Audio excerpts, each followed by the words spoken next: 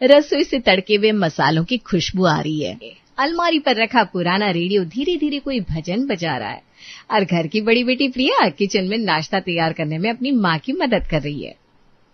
तुम्हारे हाथ की आलू गोभी की सब्जी और गर्मा गर्म फुलकों का कोई जवाब नहीं है मम्मी। मेरा बस चले ना तो मैं हफ्ते के 7 दिन और दिनों के 3 पैर तुम्हारे हाथ की पत्ता गोभी खाती रहूं।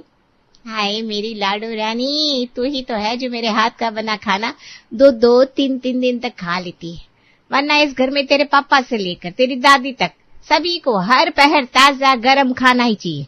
जैसे कि मैं कल ही ब्याह कर आई हूँ, 28 साल हो गए मेरी शादी को। फिर भी जवान बेटी की शादी की नहीं सोची जा रही, अभी भी अपने माँ के वालों से दिन भर फोन पर लगी रहती है, तो बच्चों पर ध्यान जाएगा कहाँ से। छोड़ो ना माँ, क्या तुम भी सुबह सुबह शुरू हो जाती हो। खाने के वक्त तो बख्श दो अपनी बहू को। जल्दी से नाश्ता लगाओ लीला तुम। प्रिया खाने की टेबल पर आकर बैठ जाती है और लीला सभी को खाना परोसना शुरू करती है। थाली में फुलका तोड़कर लता जैसे सब्जी उठाती है, पहला कोर मुंह में लेते ही उसे अचानक कच कच की आवाज आती है। अरे राम, ये क्या टूट गया मेरे मुंह में। लता ये कहती कि सब एकदम से रुक जाते हैं। दादी, कहीं दादी तो नहीं निकला है, ठीक से देखो। ये सब्जी में क्या मिला दिया है? गोभी में पत्थर था क्या लीला? साफ तो करनी चाहिए थी सब्जी को सही से। बस फिर क्या, सुबह सुबह का नाश्ता जो चैन से होना चाहिए था बदल गया एकदम अखाड़े में। अम्मा दर्द तो नहीं कर रहा, जरा मुंह दिखाइए। अरे ओ लीला, तूने इसमें कहीं प्याज तो नहीं डाल दिया? हाय राम, 28 साल से हूँ मैं इस घर में अम्मा, मुझे पता है इस घर में प्याज लहसुन नहीं आता। पत्ता गोभी सही से पकी नहीं होगी इसलिए कच की आवाज आई होगी। प्रिया, कितनी बार कहा है कि इस घर में प्याज लहसुन नहीं आना चाहिए। अपनी सहेलियों के साथ यही सब सीख रही हो तुम। नहीं पापा, मैंने कसम खाई थी कभी प्याज नहीं छूंगी। 3 साल पहले आपने मुझे एक बार रोल खाते देख लिया था, उसमें भी मैंने दुकानदार को प्याज डालने से मना किया तो उसने डाल दिया था, तो मैं क्या करती। पापा मैं प्याज नहीं खाती, वो तो बस एक बुरा संजोग था। शादी की उम्र हो गई इस लड़की की और ऐसी गलतियां कर रही है। आज तो मेरा धर्म भ्रष्ट हो गया। अब इस लड़की के हाथ का बना खाना मेरी रसोई में तो बनना नहीं चाहिए। मोहन, अगर तू मुझे सलामत देखना चाहता है तो जल्द से जल्द इसके हाथ भी लेकर के विदा कर दे इसे। वो कहते न, शादी की उम्र हुई बेटी को विदा करने का लोगों को बस बहाना चाहिए होता है, और वो बहाना कुछ भी हो सकता है। और लता को वो बहाना मिल ही गया था प्याज के रूप में। मोहन प्रिया के लिए अच्छे घर के लड़कों का रिश्ता देखना शुरू करता है, जिससे प्रिया की टेंशन और बढ़ जाती है। एक रात को प्रिया अपने कमरे में बैठी घबराई हुई अपने बॉयफ्रेंड मयंक को कॉल लगाती है। मयंक, पापा मेरे लिए लड़के देख रहे हैं फिर से। कल ही किसी पंडित जी को बुलाया था घर पे, मुझे तो समझ में नहीं आ रहा अब क्या करूं। अगर उन्होंने किसी लड़के को फाइनल कर दिया तो। अरे पगली, टेंशन क्यों ले रही है तू? जब मैं हूं ना तेरे साथ तो डरने की क्या है बात। लेकिन मयंक, पापा बहुत स्ट्रिक्ट है, अगर उन्हें हमारे बारे में पता चल गया तो। अरे तो क्या हुआ, मैं खुद ही पंडित जी के जरिए अपना फोटो और बायोडेटा तुम्हारे घर भिजवा दूंगा। तुम्हारे पापा लड़का ढूंढ रहे हैं ना, तो लड़का तैयार है, और वो भी सबसे बेस्ट कैंडिडेट। तुम सीरियस हो ना? अरे बिल्कुल सीरियस। देखो, मैं तुम्हारे पापा के सामने वही बनकर खड़ा हूंगा जैसा उन्होंने अपनी बेटी के लिए सोचा है। तुम बस हिम्मत रखो। और प्रिया के घर मयंक का रिश्ता पंडित जी लेकर आते हैं। देखिए पंडित जी, प्रॉपर्टी कितनी हो, परिवार वाले सात्विक होने चाहिए, वो ज्यादा जरूरी है। अरे माता जी, बहुत ही सात्विक लोग हैं। अगर हमारी प्रिया इस घर में गई तो समझिए बेटिया का जीवन सफल हो गया। मयंक के परिवार वाले अपने बेटे की खुशी के लिए प्रिया के घर रिश्ता करने पहुंच जाते हैं। देखिए भाई साहब, हमें तो आपकी प्रिया बड़ी पसंद आई। अब बस जल्दी से आप हाँ कर दीजिए ताकि हम प्रिया को अपने घर ले जा सके। इतनी जल्दबाजी किस बात की है बेटा? मेरा मतलब है पहले हम तो अपने हिसाब से जांच पड़ताल कर ले। क्या कमाता है लड़का? मैं इंजीनियर हूँ दादी जी, और पापा पहले रेलवे में थे, अब रिटायर हो गए, तो उनकी लाख रुपया पेंशन आती है। टेंशन की कोई बात नहीं है दादी, प्रिया को हमारे घर में कोई दिक्कत नहीं होगी।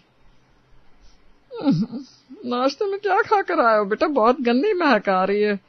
कहीं तुम प्याज या किस चीज का नाम ले लिया आपने चाची जी? हमारे यहाँ प्याज लहसुन का नाम भी नहीं लेता कोई। प्रभु प्रभु प्रभु। वो तो रास्ते से आते वक्त एक मंद बुद्धि औरत ने ऊपर से कचरा फेंक दिया मेरे बेटे पर, उसी की जरा शायद महक रह गई है। अपने हिसाब से सारी जांच पड़ताल कर लता भी इस रिश्ते के लिए हामी भर देती है। मयंक और प्रिया के इस प्लान की भनक किसी को नहीं लगती और दोनों की शादी हो जाती है। Thank you Mayank. वैसे थैंक्स तो मुझे डैडी और मम्मी को भी कहना चाहिए, सब कुछ पता हुए भी क्या एक्टिंग की उन्होंने। वो दोनों आज नहीं होते तो ये शादी नहीं हो पाती। अब तो सब ठीक है ना बेबी, बोली बातों पर मिट्टी पाओ और अपने पति को गले लगाओ, आओ जाने मन। सुबह की पहली किरण कमरे में झांक रही थी। प्रिया की आंखें धीरे धीरे खुलती है। ससुराल की पहली सुबह और इस शादीशुदा जिंदगी की एक नई सुबह। मम्मी डैडी ने मेरे और मयंक के लिए बहुत कुछ कर दिया, अब मेरी बारी है इस घर के लिए कुछ करने की। तैयार होकर प्रिया आंगन में आती है, जहां उसकी सासू मां पूजा की थाली लिए खड़ी थी। प्रिया झुककर अपनी सास के पैर छूती है। मम्मी जी, आपने और डैडी जी ने मेरे लिए इतना किया है कि मैं बात भी नहीं कर सकती। अब मैं वादा करती हूँ, इस घर की खुशी के लिए जो भी करना पड़ेगा मैं करूंगी। हर जिम्मेदारी को अपना मानूंगी और बेस्ट बहू बनकर दिखाऊंगी। तो बताइए मम्मी जी, क्या बना दूं? हमारे घर पर नौकर है बेटा, तुम्हें इतना टेंशन लेने की जरूरत नहीं है। अपनी मैरिज लाइफ एंजॉय करो। मयंक के घर पर झाड़ू पोछा बर्तन के लिए एक काम वाली थी और कुकिंग में मदद करने के लिए दूसरी। बिल्लो का हाथ तो चटनी पापड़ अचार में कोई पकड़ ही नहीं सकता भाभी जी, पर कसम से बस कहीं मार खा जाती है मैं तो वही दाल चावल रोटी में। ये बड़े धीरे धीरे होने वाले काम है और इससे ना नाखून भी खराब हो जाते। एक बार गरम चावल पसारते हुए हाथ जल गया तो मेरा, फिर तो मेरे मजनू ने बोल दिया, बिल्लो तेरे हाथ को कुछ हो गया है तो मैं अंगूठी किसमें पहनाएगा। फिर मैंने भी सब मना कर दिया भाई। मजनू यानी आपका मंगेतर? अरे नहीं रे भाभी जी, मेरी शादी तो मेरे घर वाले तय करेंगे। मजनू तो सुनार की दुकान में काम करता है, रोज अपनी दुकान से कोई ना कोई अंगूठी लेकर आता है और मेरी उंगलियों में पहना कर चेक करता है। अच्छा, वो सब जो भी है, तो आप अचार पापड़ और चटनी बनाती है, यानी रोटी सब्जी दाल चावल मुझे बनाने होंगे। सिर्फ रोटी, बाकी सब्जी आप काट दीजिएगा, मैं बना देगी। वो क्या है ना, सब्जी अगर काटेगी तो मेरी इतने बड़े बड़े सुंदर नाखून खराब हो जाएंगी ना। इन नाखूनों के कारण इस तो मैंने बर्तन पोछे का काम नहीं लिया। मेरे चिंटू को ना बिल्कुल पसंद नहीं है, मेरे नाखून खराब हो जाएंगी। ये चिंटू जरूर आपका कोई दोस्त होगा जो किसी मैनिक्योर पेडिक्योर का काम करता होगा। अरे नहीं भाभी, चिंटू मेरा कुत्ता है रे। एक तरफ बिल्लू चटनी पीसने के बाद इंस्टेंट अचार बनाने लगती है, दूसरी ओर प्रिया आटा गूंथ के सब्जियां काटने बैठ जाती है। आटा तो गूंथ लिया मैंने, जब तक रोटियां बना रही हूँ तब तक सब्जी में छोका लगा देती हूँ। बाकी चटनी और अचार तो तूने लगभग बना ही दिया है, फिर फटाफट सभी को नाश्ता परोस देंगे। गर्मा गर्म नाश्ता तैयार कर प्रिया सभी के सामने परोसती है, जिसे खाकर सभी वाह वाह करते रह जाते हैं। क्या नाश्ता बनाया बहू, इसके लिए तेरे हाथ में 21,000 रुपये भी रख दे तो कम है। फिर भी 11,000 तो बिल्लो भी डिजर्व करती है अंकल जी। मैंने चटनी बनाई, उसी से तो खाने में स्वाद आता है। सब्जी के छोंके से दूसरा और तीसरा अचार से, ये तीनों तो बिल्लो ने ही किया है। कभी तो दूसरों को तारीफ लेने दे दिया करो बिल्लो। आज रात का खाना बाहर होगा तो रात के लिए बिल्लो तेरी छुट्टी। प्रिया अपने ससुराल में बड़ी खुश थी। पूरा परिवार डिनर के लिए बाहर जाता है और डिनर के बाद जब प्रिया लौटती है तो उसे अपने अलमारी में कुछ अलग लगता है। कुछ तो गड़बड़ है ऐसा लग रहा है, मानो किसी ने मेरे कपबोर्ड को छुआ हो। किसी ने नहीं, मैंने। पहले तुम अपने कमरे की अकेले मालकिन थी, अब दिन भर तुम्हारा पति तुम्हारी चीजों को यहाँ वहां करता रहता है। मयंक को ही कारण मानकर प्रिया ज्यादा ध्यान नहीं देती और सो जाती है। अगले दिन से मयंक ऑफिस जाना शुरू कर देता है और प्रिया घर संभालना। एक रोज प्रिया अपनी सहेलियों के साथ हॉल में बैठी किटी कर रही थी, तब उसकी सहेली कहती है, ये बिल्लो ना मुझे कुछ ठीक नहीं लगती प्रिया। मेरी मामी सास की यहाँ थी ये कुछ दिनों के लिए, 1 महीने में इतना कुछ गायब हो गया मामी जी के घर से कि फिर उन्होंने डर से ना काम वाले रखना ही छोड़ दिया। अरे नहीं मीना, लोगों का क्या है ना, गरीबों को ही टारगेट करते हैं। हो सकता है तेरी मामी सास के बच्चों ने ही चीजें यहाँ वहां कर दी हो। नाश्ते के साथ हंसी मजाक में वक्त बीत रहा था। अरे बहन, अब तो पैसे दे दे।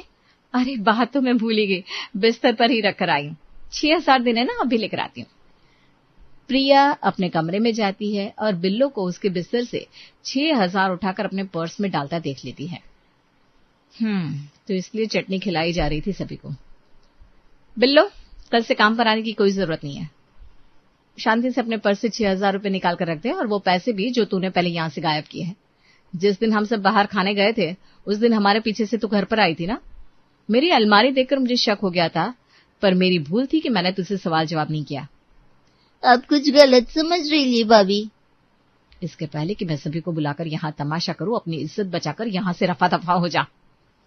प्रिया बिल्लो को काम से निकाल देती है, जिस कारण पूरा खाना बनाने का जिम्मा उसके सर आ जाता है। रात का खाना खुद बनाकर प्रिया सभी को परोसती है। क्या बात है पापा जी, आज खाना खाकर आपके मुंह से वाह नहीं निकला, वरना मेरे बने खाने की तारीफ किए बिना आप रहते नहीं है। अरे नहीं बहू, ऐसी कोई बात नहीं है। तो ज्यादा सोच रही है बेटा, खाना तो खाना है, क्या अच्छा क्या बुरा। सभी के चेहरे के अलग एक्सप्रेशन देखकर प्रिया से रहा नहीं जाता। वो भी अपने खाने की प्लेट लेकर बैठ जाती है। मुझे तो खाने में कुछ भी अजीब नहीं लग रहा, सब कुछ ठीक है, पराठे भी ठीक है, फिर सबका चेहरा ऐसा बना हुआ क्यों है। अगली सुबह प्रिया सभी के लिए पोहे की तैयारी कर रही थी, तभी उसकी सास रसोई में आती है। अरे बेटा पोहे बना रही है तू, अच्छी बात है, ला सब्जियां मुझे दे दे, मैं काट देती हूँ और पोहे भिगो देती हूँ, तू बस फ्राई कर लेना। और हाँ, पोहे के साथ ना हरी चटनी जरूर बनाना, बिना हरी चटनी के हमारे घर में किसी का खाना पूरा नहीं होता। ये मुझे कैसे पता नहीं होगा मम्मी जी, हमारे घर में बिना अचार पापड़ और हरी चटनी के खाना पूरा नहीं होता। और हमारे इसी स्वाद के पीछे तो बिल्लो इतने गुल खिला रही थी। आपको कुछ करने की जरूरत नहीं है, आप आराम से जाकर हॉल में टीवी देखिए, मैं नाश्ता तैयार करके लाती हूँ। प्रिया अपनी माँ को कॉल लगाती है और तीखी हरी चटनी बनाने की रेसिपी पूछती है।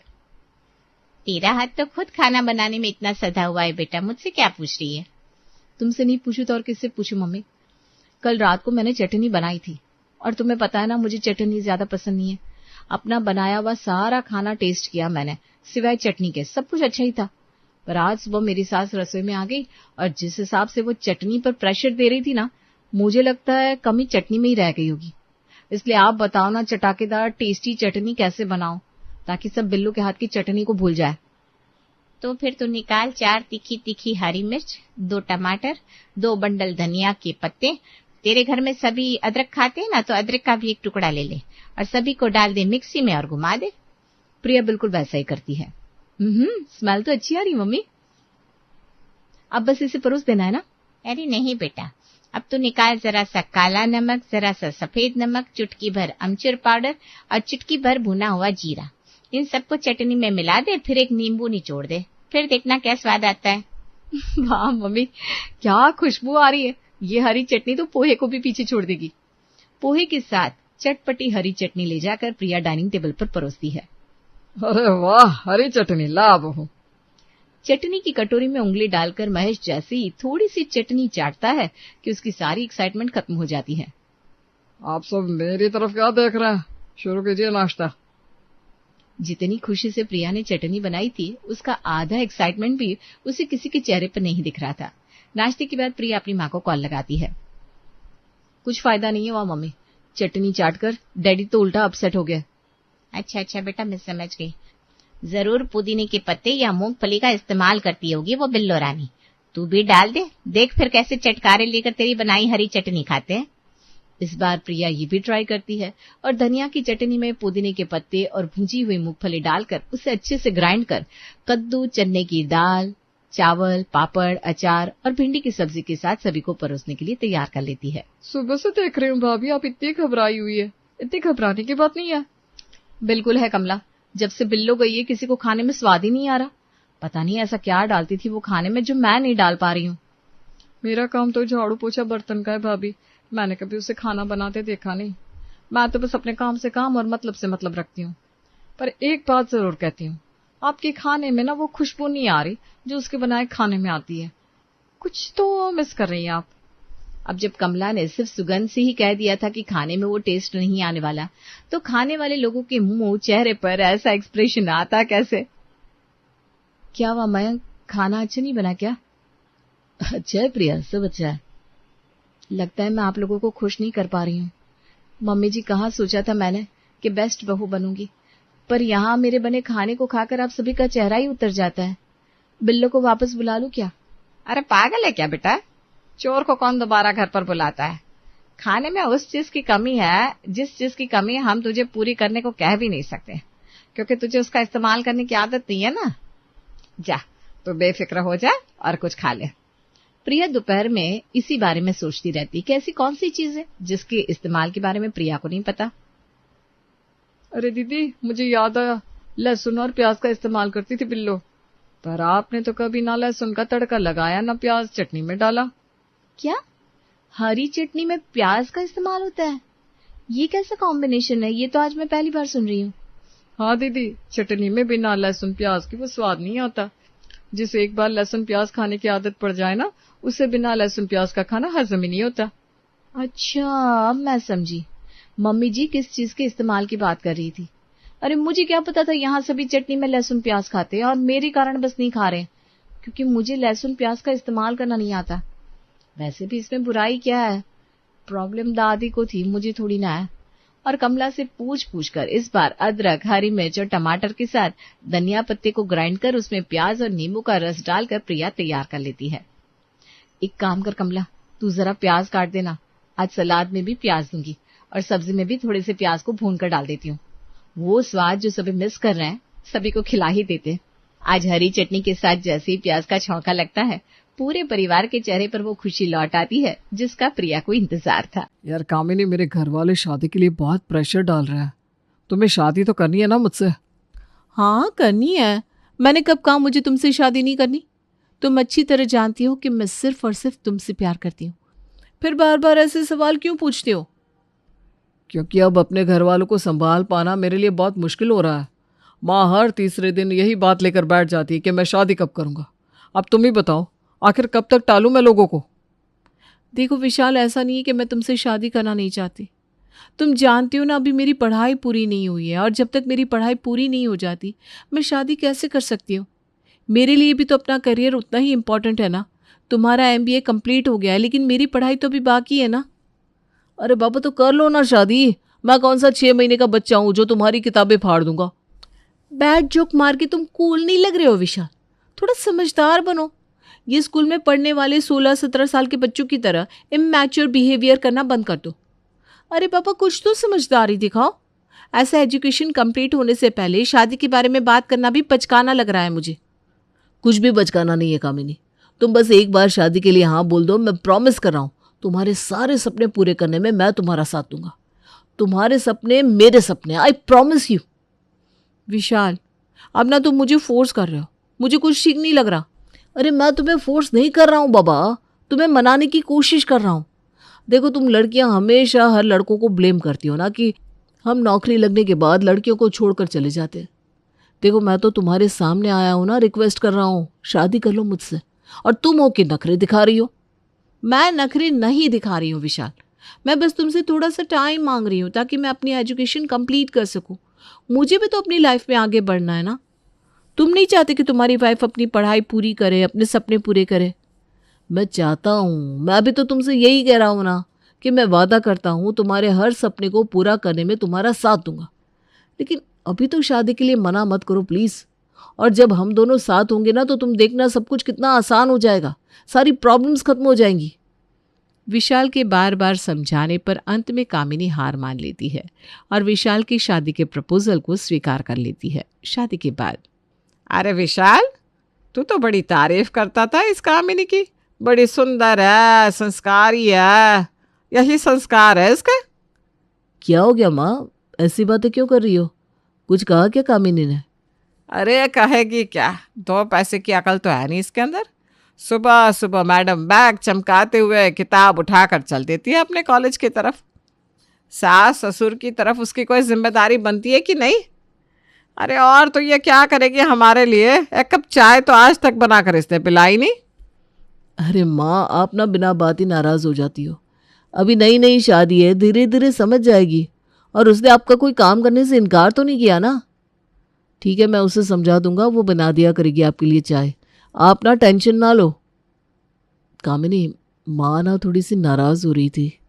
मैं जानती हूँ विशाल, कोई इंसान नाराज हो तो उसका चेहरा ही बता देता है कि वो बात करना चाहता है या नहीं। मैं खुद देख रही हूँ, मुझे देखकर माँ जी की शक्ल पर 12 बजा रहता है। बताओ क्या हो गया, क्या समस्या है उन्हें मुझसे? अरे बाबा, कोई समस्या नहीं है, बिल्कुल छोटी सी बात है।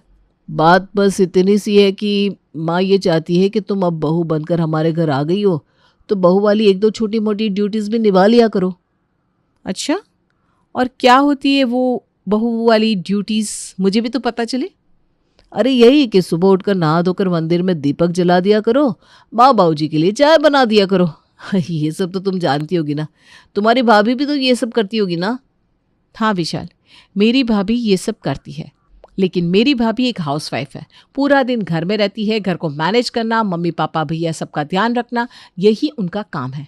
लेकिन मैं एक स्टूडेंट हूँ, मुझे सुबह उठकर टाइम से अपने कॉलेज पहुंचना होता है। मुझसे ये सब उम्मीद करना तुम्हें ठीक लग रहा है क्या? अरे एक कप चाय बनाने में क्या जाता है, छोटी छोटी बातों के लिए क्यों तमाशा खड़ा करवाना है। कितनी देर लगती है एक कप चाय बनाने में, तुम ही बताओ।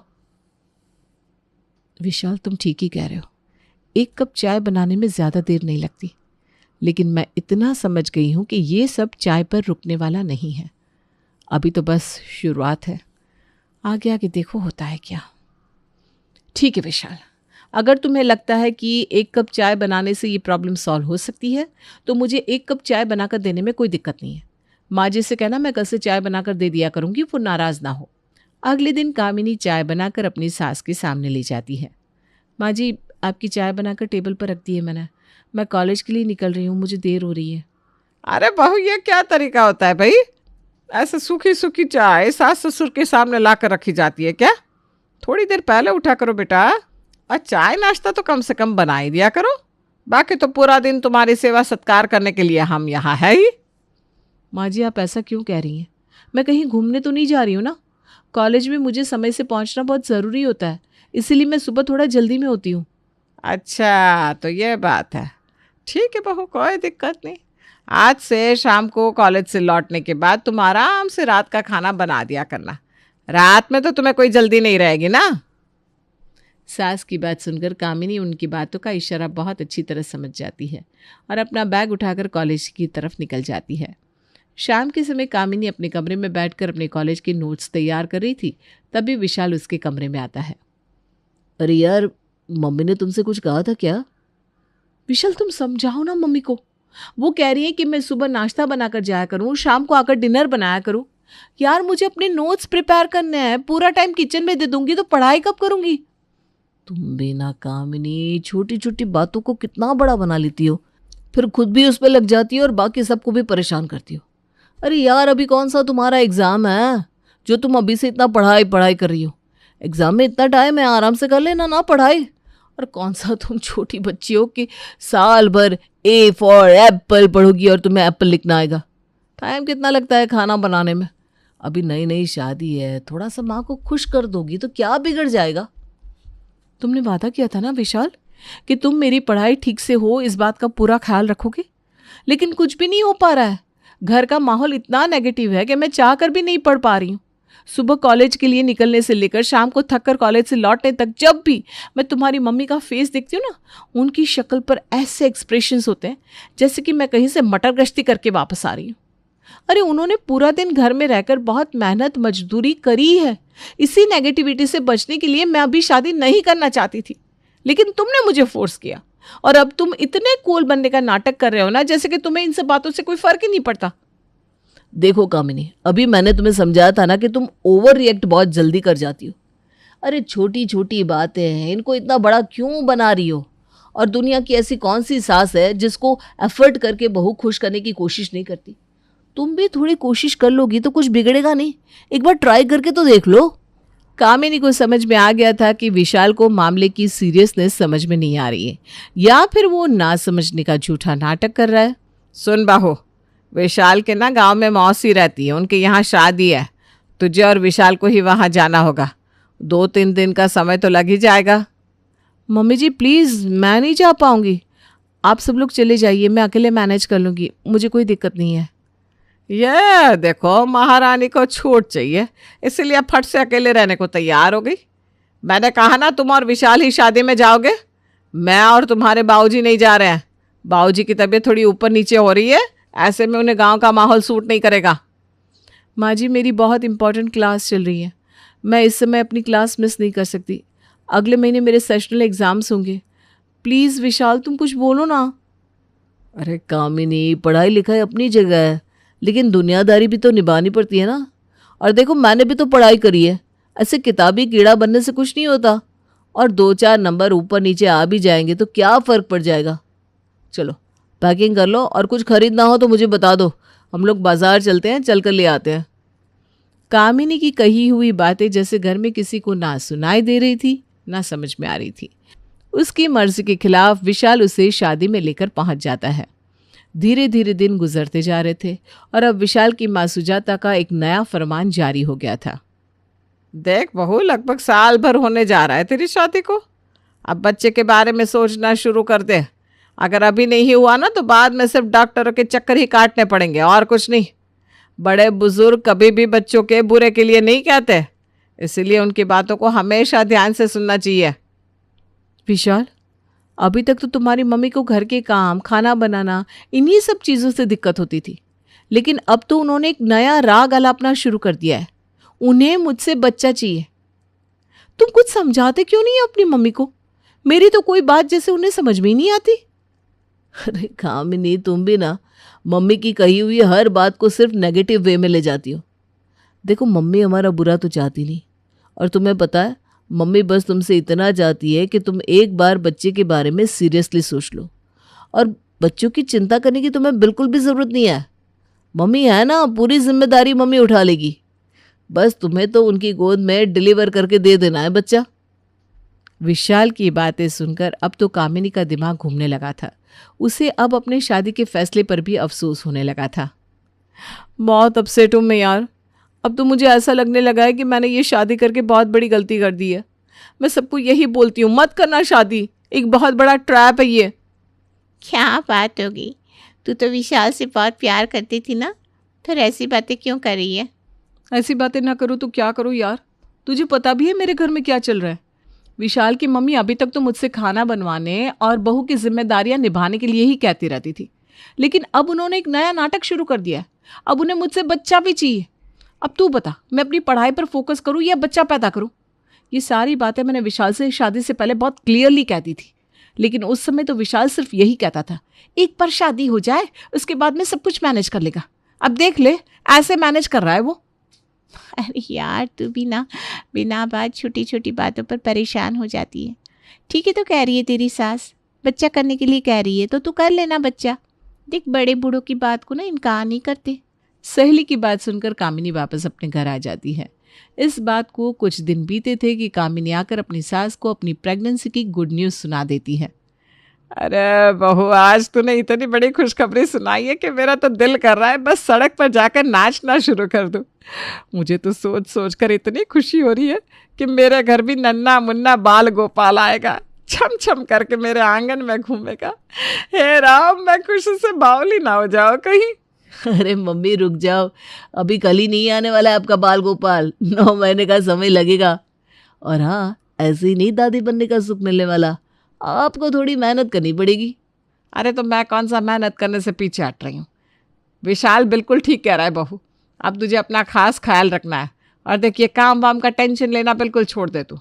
बस आराम से बिस्तर पर बैठकर अपनी पसंद की चीज़ खा, जो मन करे वो पहन, खूब खुश रहे। तभी तो होने वाला बच्चा स्वस्थ और हट्टा कट्टा पैदा होगा। और विशाल, तू भी कान खोल कर सुन ले, अब से बहू कॉलेज अकेले नहीं जाएगी। तेरी जिम्मेदारी है, तू उसे कॉलेज छोड़ने भी जाएगा और शाम को ऑफिस का काम जल्दी निपटा कर इसको कॉलेज से लेकर भी आएगा। समझ में आया कि नहीं? ऐसे ही हाथ पर हाथ रखकर बैठने से बाप बनने का सुख नहीं मिलता, थोड़ी मेहनत करनी पड़ती है बच्चों। हाँ तो ठीक है ना, मैं कौन सा मेहनत करने से पीछे हटने वाला हूँ, मैं भी तैयार हूँ। अगले 1 महीने तक कामिनी की जमकर खातिरदारी की जाती है। उसकी पसंद का खाना उसे समय से बनकर तैयार मिलने लगता है। विशाल भी उसकी पसंद नापसंद का पूरा ख्याल रख रहा था। घर का माहौल इतना अच्छा था कि कामिनी भी इस समय बहुत खुश रहने लगी थी। एक दिन उसकी सहेली का फोन आता है। कामिनी, कैसा चल रहा है तेरा प्रेगनेंसी का नाटक? किसी को शक तो नहीं हो रहा ना तेरे ऊपर? अरे यार, तू ये क्या कर रही है? ये कोई मजाक करने का वक्त है? अरे यार, इसमें मजाक वाली कौन सी बात है? बताना, तेरी सास और विशाल को शक तो नहीं हुआ ना कि तूने अपनी प्रेगनेंसी को लेकर उनसे झूठ बोला है? सहेली की बात सुनकर कामिनी बिल्कुल सक पका जाती है और घबराकर फोन काट देती है, क्योंकि इस समय कामिनी ने गलती से फोन स्पीकर पर रख दिया था और विशाल सामने खड़ा होकर कामिनी और उसकी सहेली की सारी बातें सुन रहा था। अच्छा, तो ये सब नाटक था तुम्हारा। मैंने कभी सोचा भी नहीं था कि तुम इतना बड़ा मजाक करोगी हम लोगों के साथ। तुम्हें शर्म नहीं है हम सबकी फीलिंग्स के साथ खेलते हुए? विशाल गुस्से में अपनी माँ को वहीं बुला लेता है और कामिनी के झूठ के बारे में उन्हें सब कुछ बता देता है। कामिनी की झूठी प्रेगनेंसी की खबर सुनकर सुजाता का गुस्सा तो 7वें आसमान पर पहुंच गया था। आज तक तेरी 100 गलतियों को माफ़ किया मैंने। तेरे हाथ का बना कच्चा पक्का खाना खाया यही सोचकर कि बच्ची है, आज नहीं तो कल समझ जाएगी। लेकिन ये जो तूने किया है ना, इसे मैं मरते दम तक नहीं भूलूंगी। हमारी भावनाओं के साथ खिलवाड़ करके तूने अच्छा नहीं किया बहू। परिवार में बिल्कुल कोहराम मच गया था। सभी लोग मिलकर कामिनी को भला बुरा कह रहे थे। इसी समय अचानक कामिनी चकरा कर जमीन में गिर पड़ती है। ये लो, अभी प्रेगनेंसी का झूठा नाटक कम था कि ये महारानी अब बेहोश होने का नाटक भी करके दिखाएगी। माँ नाटक नहीं कर रही, ये सच में बेहोश है। डॉक्टर को फ़ोन करना पड़ेगा, इसे कुछ हो गया तो इसके पेरेंट्स को क्या जवाब दूंगा मैं। विशाल घबरा जाता है और जल्दी से डॉक्टर को फ़ोन करके घर बुला लेता है। डॉक्टर चेकअप करने के बाद कहते हैं, मिस्टर विशाल, चिंता की कोई बात नहीं, ये खतरे से बाहर है, बस कमज़ोरी या टेंशन की वजह से चक्कर आ गया था। कामिनी, तुम्हें तो पता होगा ना कि प्रेगनेंसी में अपना ध्यान रखना कितना ज़रूरी होता है। आगे से अपना खास ख्याल रखना। अरे डॉक्टर साहब, क्या कह रही हो आप? आपके कहने का मतलब क्या है? अरे प्रेग्नेंट नहीं है, ये प्रेगनेंसी का झूठा नाटक कर रही थी। देखा, आपको भी फंसा लिया ना अपनी चिकनी चुपड़ी बातों में। अरे मैं कोई अंगूठा टेक हूँ क्या? ये मुझे कुछ कह देगी और मैं मान लूँगी? आपकी बहू वाकई प्रेग्नेंट है और इस समय आप सभी को इसका खास ख्याल रखने की ज़रूरत है। डॉक्टर हिदायत देने की बात लौट गई। अरे ये सब क्या नया नाटक है? कभी तुम कहती हो मैं प्रेग्नेंट हूँ, कभी कहती हो नहीं हूँ। अरे चल क्या रहा है यहाँ पर? माँ जी, ये सच है कि मैंने अपनी प्रेगनेंसी का झूठा नाटक किया क्योंकि आप सभी लोग मुझ पर बच्चों के लिए दबाव बना रहे थे। इसीलिए मेरी सहेली ने मुझे सलाह दी कि मैं प्रेगनेंसी का झूठा नाटक करूं ताकि आप लोग लाड़ प्यार में मुझे घर के काम और बाकी चीज़ों का दबाव ना डालें, जिससे मुझे पढ़ाई करने का समय मिल जाए। मेरे फाइनल ईयर के एग्ज़ाम थे और इस समय मुझे पढ़ाई करने के लिए वक्त की सख्त ज़रूरत थी। इसलिए मैंने सहेली की बात को मान लिया और आप लोगों को अपनी प्रेगनेंसी की झूठी खबर सुना दी। लेकिन किस्मत को वाकई यही मंजूर था और आप लोगों को झूठी खबर सुनाने के बाद मुझे पता चला कि मैं वाकई प्रेग्नेंट हूँ। मैंने सोचा एग्ज़ाम के बाद मैं आप सभी को सब कुछ साफ साफ बता दूंगी, लेकिन इससे पहले कि मैं आपको अपने सच के बारे में बताती, मेरा भांडा फूट गया। कहते हैं ना, जो होता है अच्छे के लिए होता है। शायद इसी में सबकी भलाई छिपी थी। मैं वादा करता हूँ कि अब तुम्हारा पूरा ख्याल रखूँगा। मुझे माफ़ कर दो कामिनी।